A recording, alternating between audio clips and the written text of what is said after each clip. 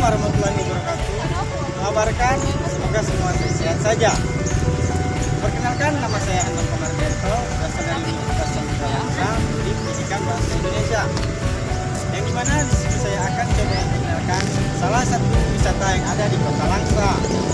Ya, benar, yaitu Taman Stasiun Kota Langsa.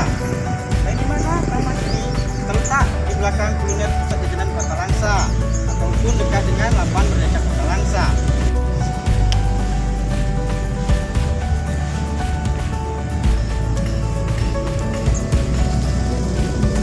Dengarkan, dengan bermodalkan Rp2.000 saja, kita sudah bisa memasuki Taman Stasiun Kota ini.